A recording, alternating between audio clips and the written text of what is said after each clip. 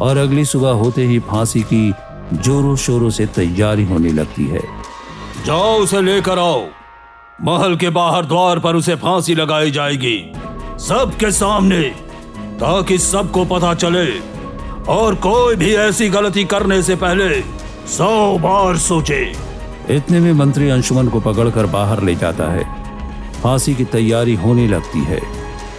जैसे ही अंशुमन की फांसी लगने वाली होती है, तभी वासु दौड़ता हुआ वहां आ जाता है।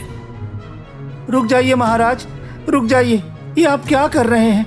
नहीं, आप ऐसा नहीं कर सकते महाराज। अंशुमन भैया निर्दोष हैं। नहीं महाराज, भैया ने कोई अपराध नहीं किया है। ये सब मुखिया के बेटे गौरव और राजकुमारी की मिलीजुली साजिश है। सुबह का वक्त था। रूबी अपनी झोपड़ी में बैठी हुई थी। उसी समय जमींदार का बेटा गौरव वहां आ जाता है और रूबी का हाथ पकड़कर उसे खींचने लगता है। ये तुम क्या कर रहे हो गौरव? मेरा हाथ क्यों पकड़ रहे हो? छोड़ दो मुझे। तुम चलो मेरे साथ, मैं तुमसे शादी करना चाहता हूँ। नहीं, मैं तुमसे शादी नहीं कर सकती। मैं तो अपने प्रेमी से बहुत प्यार करती हूँ। मेरी शादी तो उसी से होगी। अब जाओ, छोड़ दो मुझे। तुम एक जमींदार के बेटे को मना कर रही हो। सोच लो, तुम्हें इसकी भारी कीमत चुकानी पड़ेगी। नहीं, तुम कुछ भी कर लो।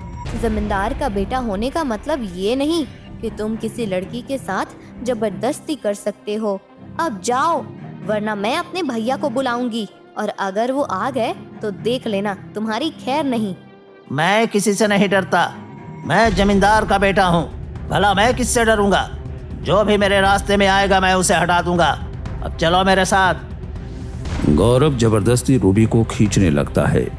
तभी अंशुमन अचानक वहां पहुंच जाता है। गौरव, ये तू क्या कर रहा है? तू मेरी बहन का हाथ क्यों पकड़ रखा है? अभी वहां से हट, वरना मैं तुझे जान से मार दूंगा। तुम कुछ भी कर लो अंशुमन, पर मैं तेरी बहन को अपने दिल की बात बताने से नहीं रोक सकता। आज मैं इसे अपना बना कर ही रहूंगा। गौरव रूबी को खींचते हुए आगे बढ़ता है। अंशुमन जोरदार थप्पड़ मारकर उसे पीछे हटाता है। आज के बाद फिर कभी मेरी बहन के पास दिखाई दिया ना, तो मैं तेरी टांगे तोड़ दूंगा। भले ही तू जमींदार का बेटा है, पर मेरी बहन मेरी पूरी दुनिया है। अब जाओ यहां से। तुमने मुझे थप्पड़ मारा अंशुमन, अब देखो मैं तुम्हारे साथ क्या करता हूं। गौरव गुस्से में वहां से चला जाता है। भैया, माफ कर दो। मैंने कई बार इसे मना किया था, लेकिन ये जबरदस्ती मेरे घर तक आ गया। बहन, तू क्यों माफी मांग रही है? गलती उसकी है, इसमें तुम्हारी कोई गलती नहीं। उसकी हिम्मत कैसी हुई मेरी बहन को छूने की? अगर वो दोबारा तुम्हें परेशान करे तो मुझे बताना, भले ही वो जमींदार का बेटा हो। मुझे उससे डर नहीं लगता। भैया, आप मुझसे कितना प्रेम करते हो। मैं आपका कभी सिर झुकने नहीं दूंगी। आपने मुझे माता पिता का पूरा प्यार दिया है। अरे मेरी बहन, तुम कितनी भावुक हो जाती हो। तुम मेरी पूरी दुनिया हो। अगर मैं तुमसे प्रेम नहीं करूंगा तो किससे करूंगा? अब जाओ, मुझे थोड़ा खाना बना दो। मुझे काम पर जाना है, बहुत जोर की भूख लगी है। हाँ भैया, क्यों नहीं। मैं आज आपके मनपसंद का खाना बना दूंगी। अभी लेकर आती हूँ। रूबी घर के अंदर चली जाती है। तभी वासु वहां आ जाता है। अरे वासु, तुम आ गए? हम तुम्हारा ही इंतजार कर रहे थे। क्या हाल है? भैया, आप तो जानते ही हो कि मैं अगले महीने रूबी से शादी करने वाला हूँ। उससे पहले मैं शहर जाकर कुछ पैसे कमाऊंगा, फिर लौटकर शादी करूंगा। तब तक आप रूबी का अच्छे से ध्यान रखना। हाँ, मैं जानता हूँ तुम दोनों एक दूसरे से बहुत प्रेम करते हो। शादी से पहले ये मेरी बहन है, लेकिन तू चिंता मत कर, मैं इसका अच्छे से ध्यान रखूंगा। हाँ भैया, अब मैं चलता हूँ। 1 महीने के अंदर लौटकर हम शादी करेंगे। इसीलिए तो मैंने किसी को नहीं बताया कि मैं अपनी बहन की शादी तुमसे करने वाला हूँ। इतने में रूबी बाहर आती है। नहीं वासु, तुम मुझे छोड़कर नहीं जा सकते। मैं तुमसे बहुत प्यार करती हूँ। रुक जाओ ना। चिंता मत करो रूबी, बस 1 महीना और इंतजार करो। उसके बाद हमें कोई जुदा नहीं कर सकता, ठीक है? अब मैं चलता हूँ। फिर बासु वहां से चला जाता है। दूसरी तरफ गौरव गांव की चौपाल पर गुस्से में बैठा रहता है अरे उसकी हिम्मत कैसे हुई मुझे थप्पड़ मारने की? मैं इतनी आसानी से उन दोनों को नहीं छोड़ूंगा। मैं ऐसा करूंगा कि वे खुद ही अपनी जान दे दें। हाँ, मैंने सोच लिया है मुझे क्या करना है। फिर गौरव 2-3 लोगों के पास जाकर खड़ा हो जाता है। अरे क्या हो गया गौरव, तुम यहाँ क्या कर रहे हो? मुखिया जी, मैं आप लोगों को क्या बताऊं, मैंने जो भयानक मंजर देखा है उसे बर्दाश्त नहीं कर पा रहा। कहो क्या हुआ? ऐसा क्या मंजर है जिसे तुमने देखा? अरे वही अंशुमन, मैं उसके बहन के लिए ठाकुर खानदान का रिश्ता लेकर जा रहा था। सोचा वो गरीब है तो अच्छे परिवार में उसकी बहन का रिश्ता कर दूं। वैसे भी उसकी बहन सुंदर है ना। इतना कहकर गौरव झगड़े के लिए तैयार हो जाता है। अरे हाँ, उसकी बहन तो सुंदर है और इसकी सुंदरता में कोई कमी कहाँ है? अरे पूरे गांव के लड़के उसके दीवाने हैं। यही तो उसके लिए बुरा हो गया मुखिया जी। और वो दोनों भाई बहन में ही गलत संबंध है। मैं रिश्ता लेकर जा रहा था और मैंने ऐसा दृश्य देख लिया कि मैं आपको बता भी नहीं सकता। अरे गौरव, ये कैसी बातें कर रहे हो? ऐसा नहीं होता। भला भाई बहन में कोई गलत संबंध कैसे हो सकता है? तुम्हें जरूर कोई गलतफहमी हुई होगी। हाँ मुखिया जी, मैं भी यही चाहता हूँ कि ये मेरी कोई गलतफहमी हो, पर क्या करूँ, मैंने अपनी आंखों से देखा है तो मैं झूठ भी तो नहीं बोल सकता। हाँ, हो सकता है। ये तो कलयुग है। कलयुग में माँ दामाद के साथ भाग जाती है। जमाने में तो कुछ भी हो सकता है। सज्जू का जमाना तो है नहीं जहाँ कोई एक दूसरे को छूता भी नहीं था।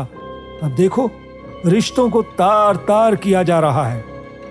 गांव वालों के चेहरे पर गुस्सा और नफरत साफ दिखने लगती है। चलो अभी चलकर उसे सबक सिखाते हैं। अरे उसकी हिम्मत कैसे हुई हमारे गांव की पवित्रता भंग करने की? इतना कहते ही सभी गांव वाले आग बबूला होकर अंशुमन की घर की तरफ चल पड़ते हैं। गौरव यह सब देखकर मन ही मन मुस्कुराता है और पीछे पीछे चलने लगता है। कुछ ही देर में सभी गांव वाले अंशुमन की झोपड़ी के सामने पहुंच जाते हैं। मुखिया जी, आप सब यहाँ? क्या हुआ है? सब ठीक तो है ना? अरे तुम्हें शर्म आनी चाहिए। तुमने इतना बड़ा पाप कैसे किया? अरे क्या हो गया मुखिया जी? मैंने ऐसा क्या पाप कर दिया कि आप लोग इतने परेशान हो रहे हैं? पीछे खड़ा गौरव ये देखकर मुस्कुराता रहता है। अब गांव वालों का सामना करो अंशुमन।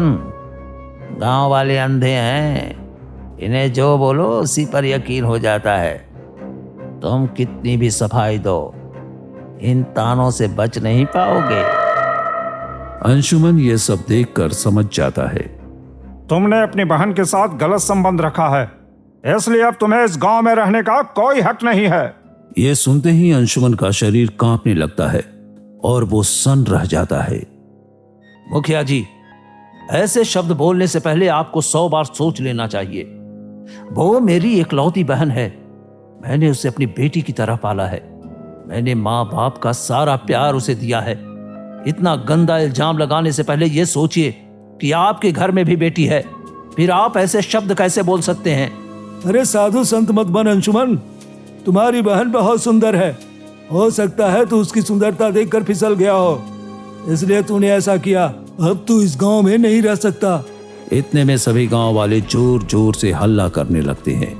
माहौल पूरी तरह से बिगड़ जाता है। अरे सब शांत हो जाओ, सब शांत हो जाओ। हमें इस पर फैसला लेना होगा। इतने में बाहर रूबी आ जाती है और ये सारी बातें सुन लेती है। उसके कदम वहीं थम जाते हैं। दिल जोर जोर से धड़कने लगता है। नहीं, ये गांव वाले सब मेरे भाई के और मेरे रिश्ते को इतना तार तार कैसे कर रहे हैं? मेरा कसूर क्या है? फिर भी सबकी नज़र में मैं गुनहगार बन गई। इतना गंदा इल्जाम कोई सोच भी कैसे सकता है? तुमने अपनी बहन के साथ इतना गलत रिश्ता बनाया। ये सब सुनते ही रूबी गुस्से और अपमान के मारे झोपड़ी के अंदर चली जाती है। उसकी आंखों से आंसू बहने लगते हैं, सांसें कांपने लगती है। अरे आप लोग मेरी बहन पर इल्जाम क्यों लगा रहे हैं? भगवान के लिए मेरी बातों पर यकीन करिए, वो बिल्कुल निर्दोष है। ये ऐसे नहीं सुनेगा। मारो इसे, पत्थर मारो, तभी समझ में आएगा कि गलत काम करने की क्या सजा मिलती है। सभी गांव वाले अंशुमन को पत्थर से मारने लगते हैं। हर वार उसके दिल को तोड़ देता है। वहीं झोपड़ी के अंदर रूबी ये सारी बातें सुनकर फूट फूट कर रोने लगती है।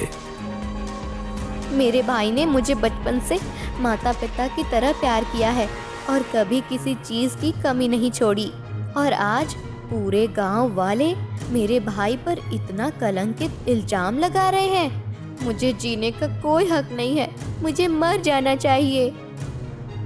रूबी एक चाकू उठाती है और अपने चला लेती है और तड़प तड़प कर मर जाती है। बाहर गांव वाले लगातार अंशुमन को मारते रहते हैं।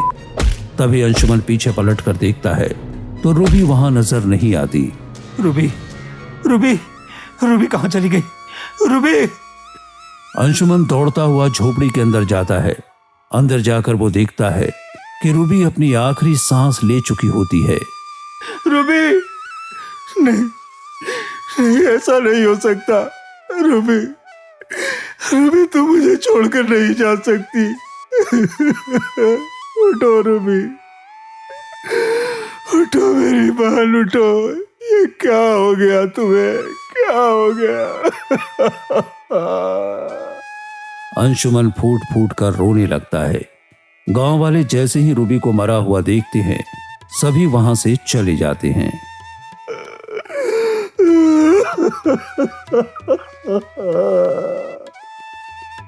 आज गांव वालों की वजह से मेरी बहन मुझे छोड़कर चली गई। उठ जाओ, भगवान के लिए बहन, उठ जाओ, उठ जाओ मेरी बहन, उठ जाओ। लेकिन रूबी एक शब्द नहीं बोलती और मरी पड़ी रहती है। अंशुमन रोते हुए अपनी बहन का अंतिम संस्कार कर देता है। कुछ दिन बीत जाते हैं। एक दिन अंशुमन रोते हुए तालाब के किनारे बैठा रहता है। मैं कैसा भाई हूं? मैं अपने बहन की इतने वर्षों तक अच्छे से देखभाल की, उसे पाला, इतना बड़ा किया, और आज मेरी बहन सभी गांव वालों के तानों का शिकार हो गई और मेरी बहन मुझे छोड़कर चली गई। मैं कैसे जीऊंगा, कैसे जीऊंगा? मुझे भी अपनी जिंदगी खत्म कर देनी चाहिए। मुझे भी जीने का कोई हक नहीं है। फिर अंशुमन तालाब की तरफ कदम बढ़ाने लगता है। तभी राजकुमारी मेघा वहां आ जाती है और अंशुमन को देखते ही वहीं खड़ी हो जाती है।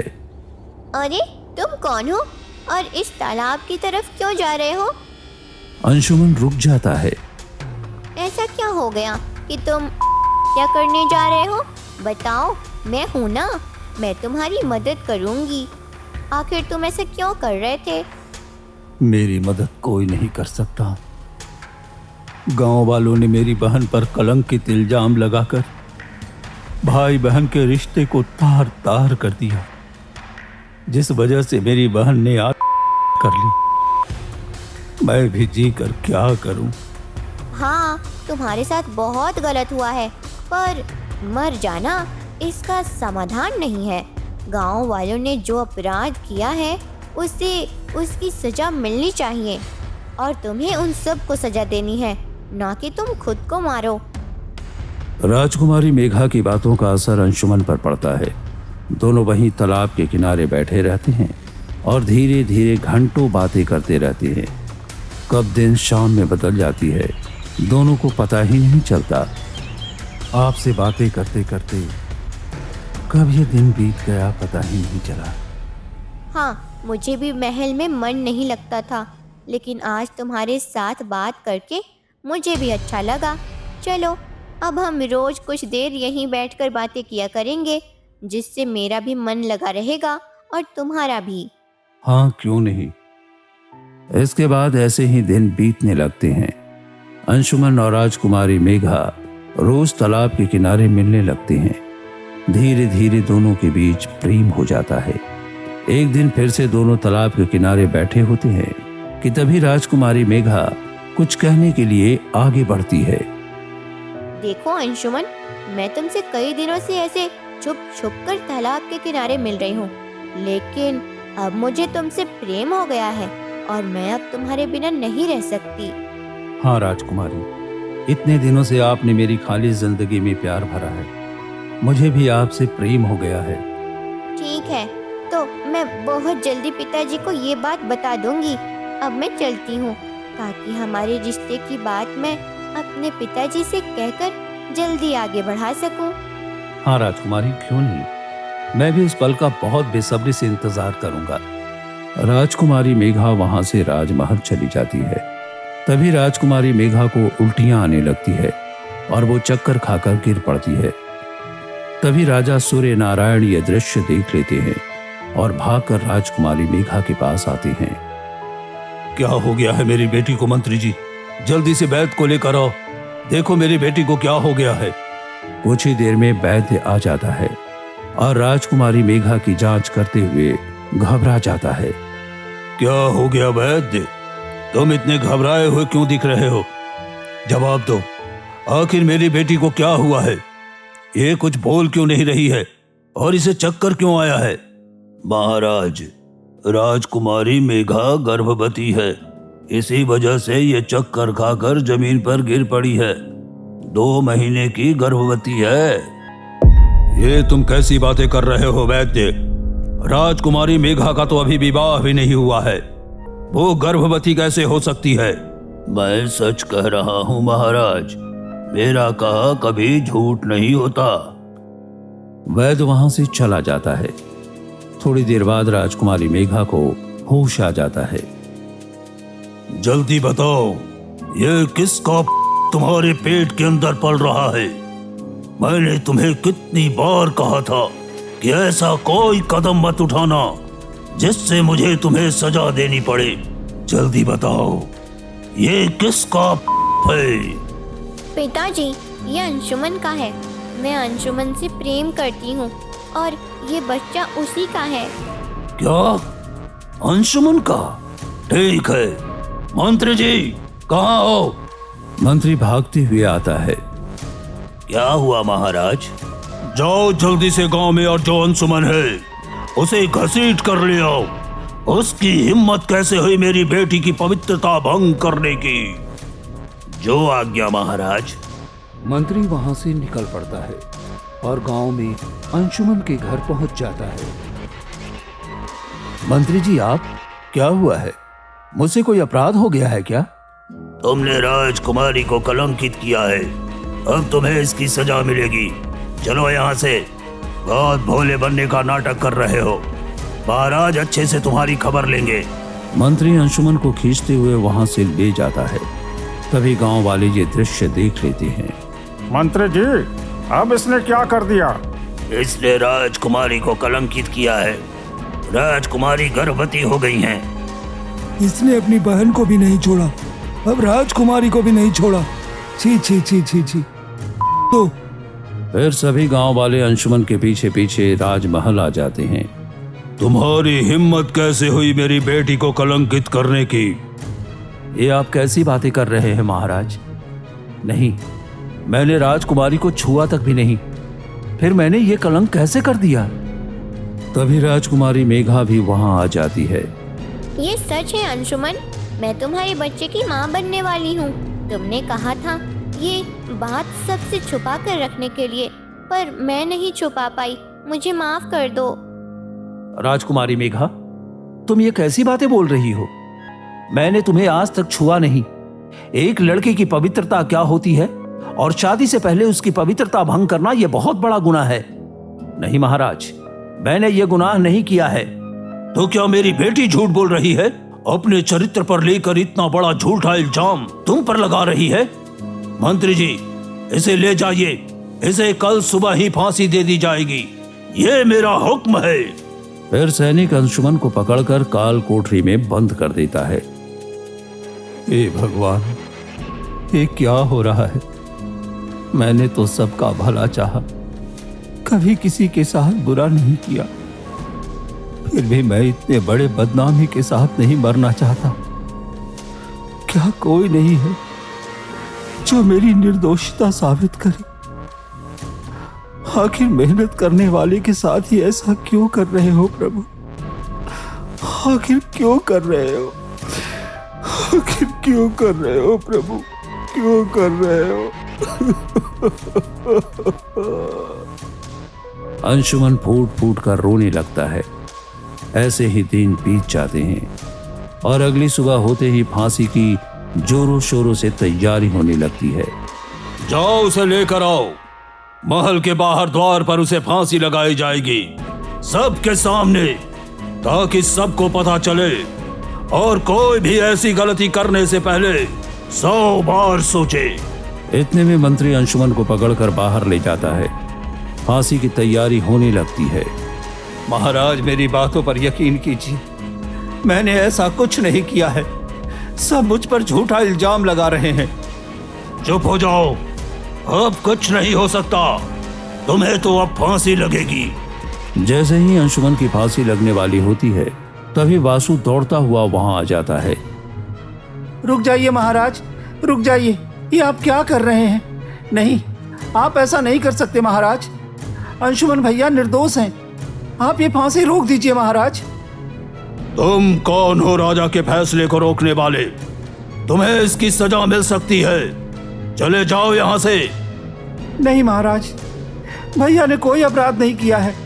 ये सब मुखिया के बेटे गौरव और राजकुमारी की मिलीजुली साजिश है। ये तुम कैसी बातें कर रहे हो? सच बताओ, आखिर तुम क्या जानते हो? तुम्हें कैसे पता वासु कि ये सब उन दोनों ने किया है? तुम यहां से चले जाओ, तुम भी खामखा फंस जाओगे। मैं कल ही शहर से आया था भैया, और जैसे ही मैं आया, आज तो मैं बहुत खुश हूँ।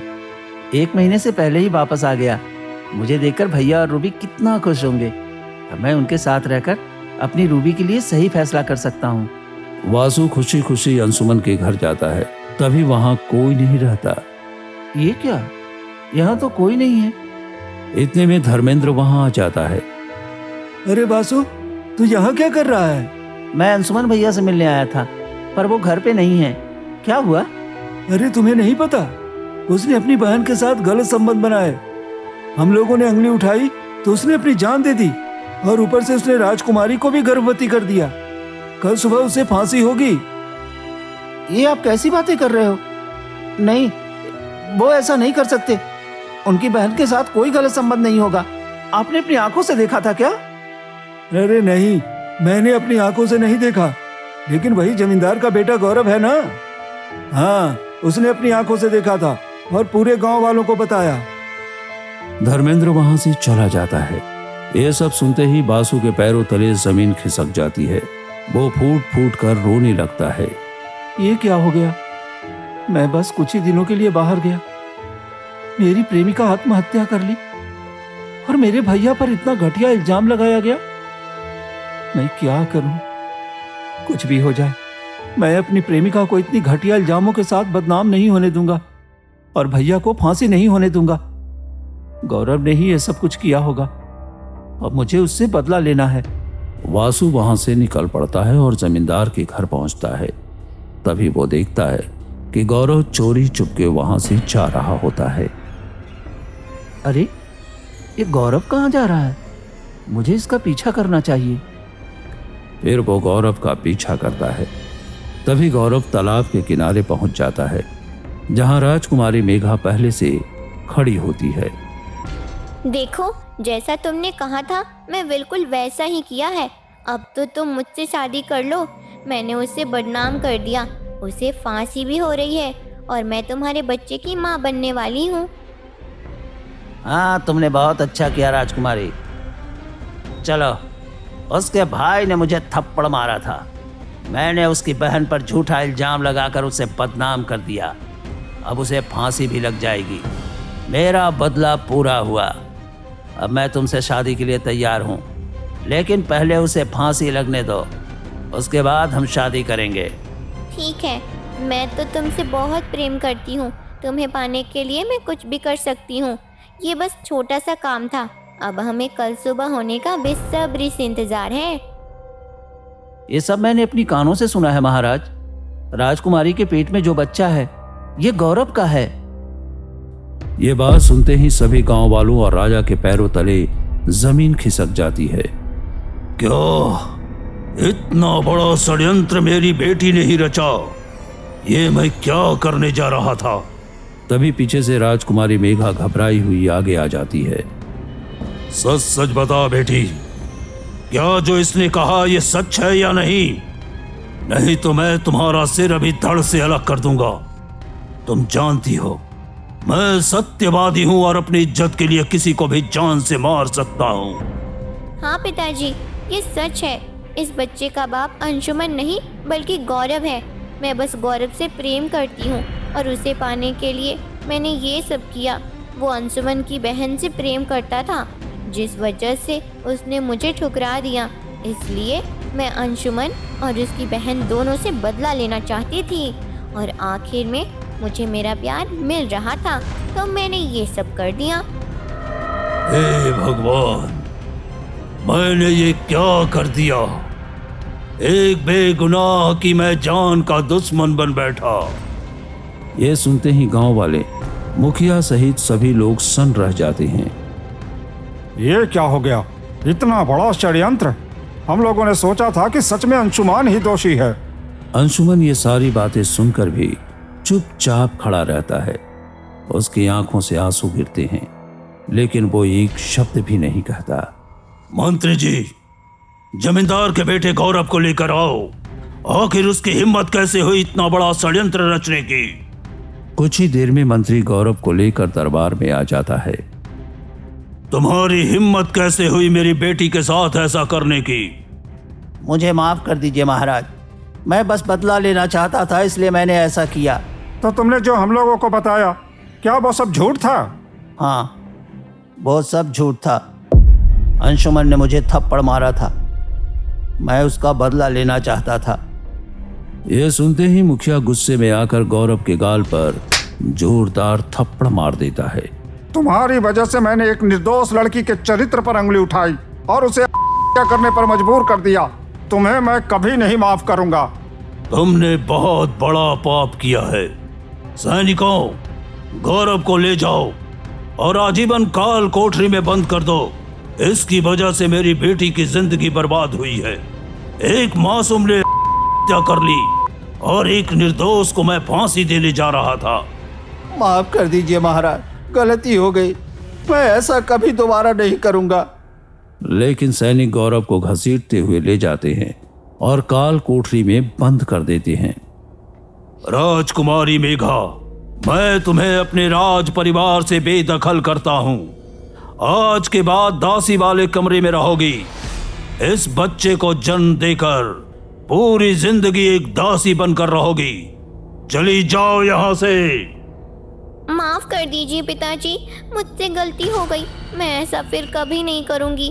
पिताजी, मुझे एक मौका दीजिए। राजकुमारी मेघा चीखती चिल्लाती रहती है, लेकिन राजा सूर्य नारायण एक शब्द नहीं सुनते। वहीं अंशुमन बिना कुछ कहे जाने लगता है। रुक जाओ अंशुमन, इतना कुछ हो गया, लेकिन तुमने अपनी सफाई में एक शब्द भी नहीं कहा।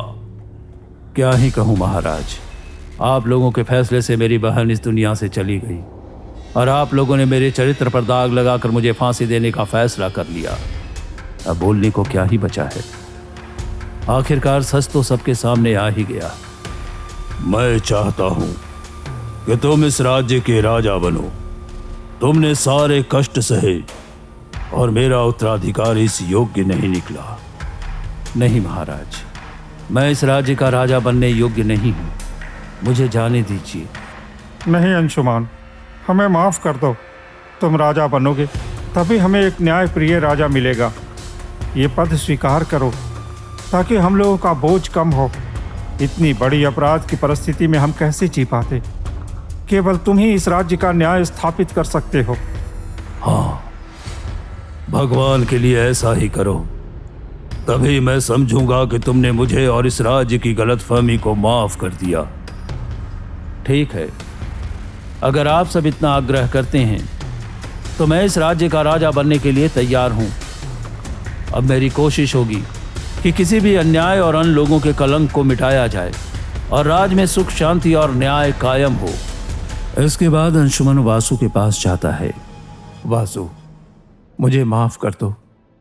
मैं तुम्हारी होने वाली पत्नी और अपनी बहन का ध्यान नहीं रख पाया। मैं बिल्कुल अच्छा भाई और संरक्षक नहीं बन पाया। भैया, मुझे भी ये सब जानकर बहुत दुख हुआ, लेकिन अब खुशी भी है कि मेरी प्रेमिका यानी आपकी बहन को न्याय मिला और आपको मान सम्मान प्राप्त हुआ।